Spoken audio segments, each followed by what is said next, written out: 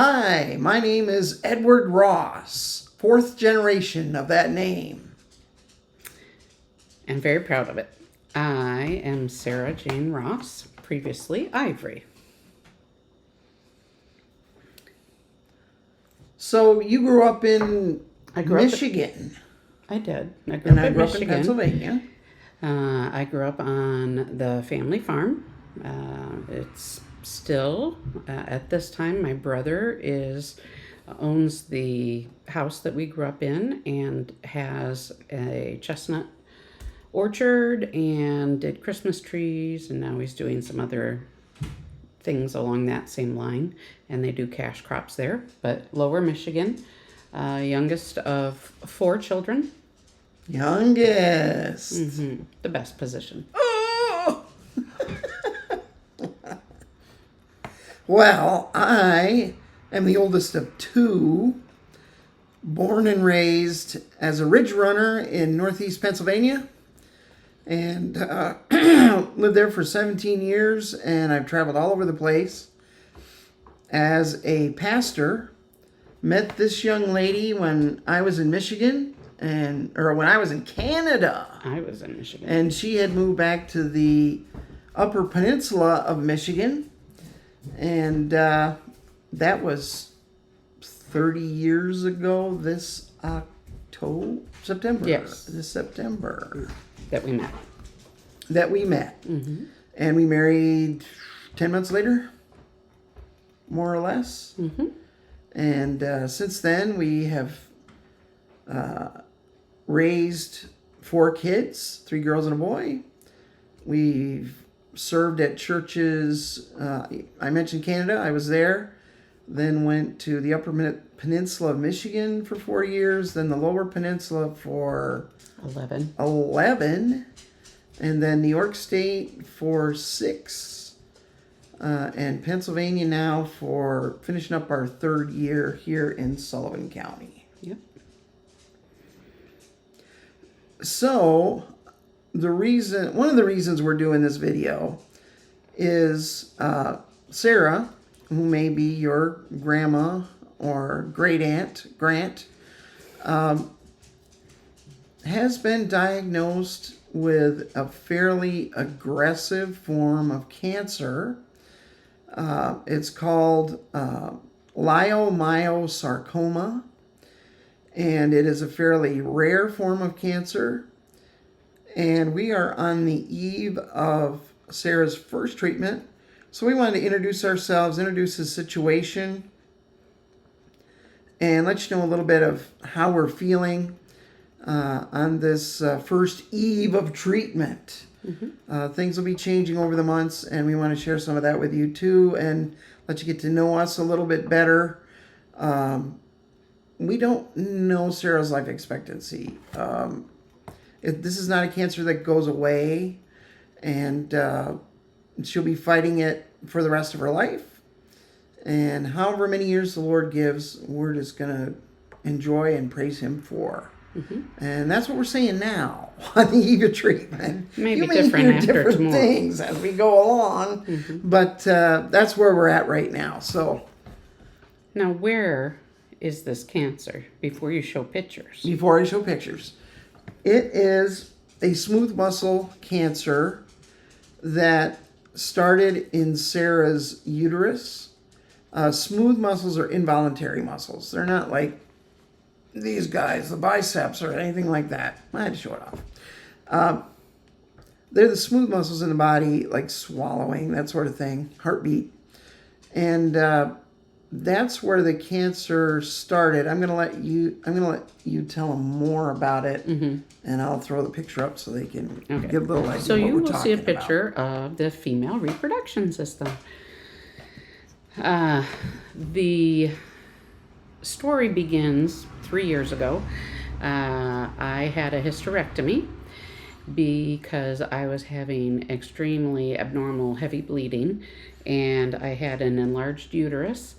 And after 4 kids, I wasn't totally surprised by that, but that was it. And I had cysts on my left ovary. They took that ovary and at that time had found the tumor. But when they tested it, it tested as benign. It hadn't grown into any cancer.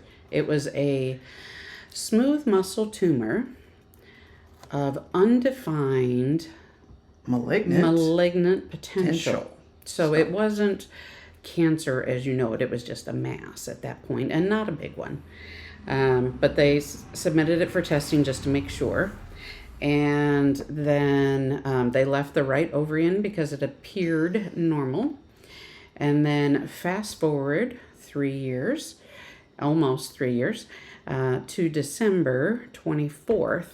We had gone out for some last minute stuff before Christmas, and maybe it wasn't the 24th, maybe it was the 23rd, but anyway. Right. And I experienced extreme pain on the right side, and I was like, ugh, this is an ovarian cyst. I know what this feels like.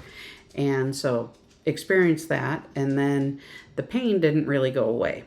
So I had a doctor's appointment, just a routine one, on the 29th of December, and told the doctor that I had a lot of pain there.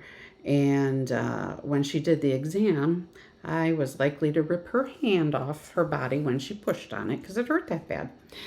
So she's like, oh, we should definitely check on this. And that began the series of tests. So I had CTs and I had MRIs, and they found 4 masses in my abdomen. And the intention was to go in surgically and to remove them. And then we would find out exactly what type of cancer it was at that point, and then figure out a treatment from there. So the surgery was scheduled for March 11th. On March 3rd, I had more extreme pain on that right side again, to the point where I couldn't stand upright. And it was a Sunday, and I said, I'm not going anywhere. So I went and sat in the lazy boy with a heating pad on for the day. And it didn't really get a whole lot better, but I went to work the next day and then regretted that because it still hurt. It continued to be painful throughout the week, but I'm like, surgery's coming. We'll be fine. We'll make it. So we get there on the 11th, and I tell him, oh, just so you know, I think I had a ovarian cyst rupture last week Sunday, so just to be aware of that. And they were like, okay, good to know. And off we went to surgery, and She traumatized the surgeon. yeah, so I went to sleep as normal. And the surgeon called a couple hours later, and he sounded extremely agitated. Rattled, you might say. Yeah, he was rattled. There was no doubt he was rattled. And he's the same age as Sarah here, so he's done a few surgeries. And when he went in, He's older. well, I'm older, but yeah. Anyway, I haven't done any surgeries. You've assisted on some. When he went in, the tumors had been getting into blood supply. And when the one ruptured, he said he was scooping it out with his hand. There was severe bleeding. Sarah lost half her blood. And it very quickly turned from taking tumor out surgery to saving Sarah's life. They left her trach tube in and put her in ICU. They left me intubated, not a trach tube. They left her intubated. She knows. Well, yeah, she kind of knew. Anna and I were there, and we got our way back to surgical ICU, met Olga with a thick Russian accent, and we at least let Sarah know that we were there, and she was nodding her head, so I knew she heard me. But there wasn't really any more we could do. But the doc's like, tonight will tell the tale. And praise the Lord, God said, nah, I'm not ready for it yet. And Yep. over the next couple days, she got out of ICU and she got several units of blood and a lot of 3. fluids. 3 units of blood, a lot of other fluids to build her body back up. And she came home. And then it was about testing what they were able to take out.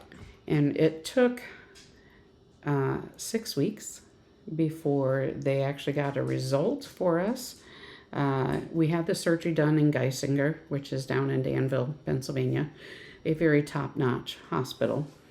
And they had the sample for 2 weeks and could not give a clear definition of what it was. So they sent it off to Johns Hopkins. And Johns Hopkins looked at it, and then they asked that Geisinger had send them back samples from my first surgery when I had the hysterectomy so that they could compare stuff then and to make sure that they hadn't missed it back then. And then they came back with the diagnosis of the Leiomyosarcoma. And that also explained why it was so bloody, because this type of cancer is very vascular, very bloody. So when we were talking just 2 weeks ago about so where do we go from here, and he was talking about chemo, I said, so at some point will we be able to shrink them if they respond well? Can we shrink them enough to take them out? And he said, nope, most likely not. You are now considered a high-risk candidate for that type of surgery. So it's something that we try to shrink the tumors and keep them small enough to not get in the way and not spread. So that is what we are starting on. And I am very happy to say that when I woke up from surgery, I hurt, but it really felt like somebody had stood on my abdomen, which I think they probably had trying to stop the bleeding. And, but once that pain was gone, I've not been in any more pain. So since the surgery, once I healed up from that, I've actually felt pretty good. And, for that, I'm really grateful because at least I'm going into this feeling well. And, we start with, let's see here. Well, we have our first chemo tomorrow, and it's going to be chemo on Tuesday. The next week, Tuesday, it will be chemo again with 2 chemo agents. This week it's just 1. And then I have a week of rest. And they'll repeat that 6 times. So by September, I will be done with this barrage of treatment. No radiation at this point, just chemotherapy. And halfway through, they will we'll do a CT and see how things are responding. So it's basically a treat and see how it goes. Mentally, I feel pretty good.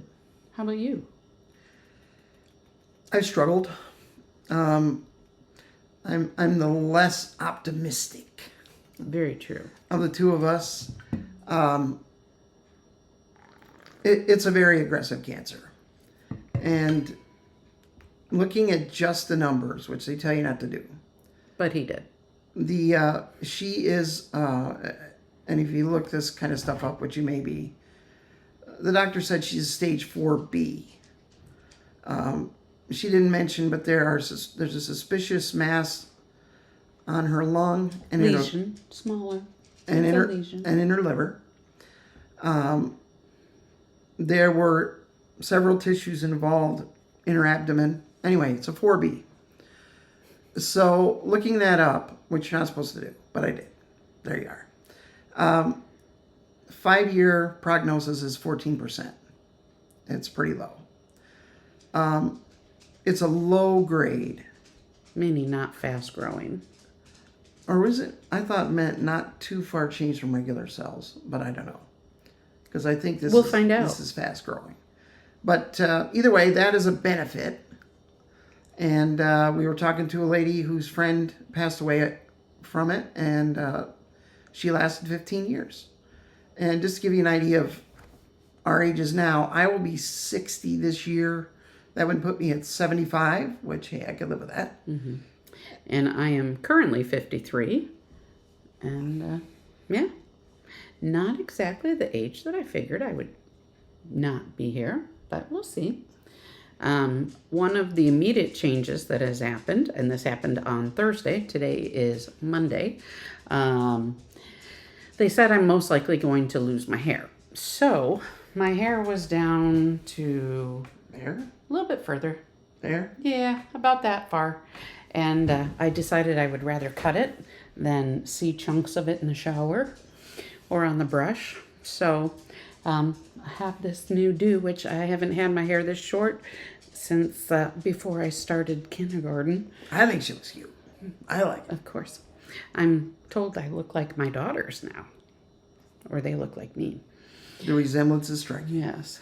So that's the first change. And I also have a port, which is, it's a device that sits underneath the skin. They numbed the area and then gave me some pain meds and did it. I was awake for it, but not watching because they had me all covered up and sterile. But it sits underneath the skin here. It's about that big and about that thick as your finger. And so you can feel it. It's a bump there. But the port is so they don't have to constantly inject into my arm through a catheter, which I would much rather, I prefer this because nobody wants to keep getting stuck with a catheter. So, but this actually runs up and into my jugular vein and then down near my heart. So it'll go right into the blood flow. That's also another advantage of it, is it mixes right away with the largest amount of blood as possible. And they said that the main side effects of the first one is just fatigue, which we'll see. Possible side effects are vomiting, diarrhea, GI upset, loss of appetite, that sort of thing, and losing your hair. So, more likely to get reaction after next week's treatment because of the stronger product that they'll be using at The that two time. chemical attack. The second one that they're adding in is more likely to have side effects, but we shall see. Did you want to tell them about your fingernails? My fingernails. I think you Ooh. should tell them about your fingernails. Yes, these are my fingernails. I don't normally have my nails done. One of the ladies in our churches, because we have two churches, we have Millview, which is right next door to the parsonage, and we have Lincoln Falls, which is about 6 miles away. And at Lincoln Falls, one of the ladies there used to be a manicurist, and she offered to give me a mani-pedi. And so she came on Friday, and we spent a good couple hours visiting, and she did my nails, and I got my toes done. Never had my toes done. But The churches have been extremely supportive, and I would be struggling a lot more, I think, if the churches hadn't come alongside and really helped us like they did, and some good friends of mine as well. I had it out with God for a while, and He brought me to a good place, and probably will do that more. I mean, I'd like it to be the last time, but I know if things go hard for Sarah, it's going to be hard for me. yeah. But anyway, this is to get us started. We'll introduce ourselves more as we go along. We may do these once a week. We'll do them whenever something needs to be said, basically. And we're going to put them up on YouTube so that y'all can have access to them. And we'll also tag them, so if there's other people out there that are facing the same diagnosis and they can get some help from it, or at least know, hey, there's somebody else going through this, and watch our silly videos. That'll be a help to them. So Yep. that's our plan. We'll see you next time. Bye.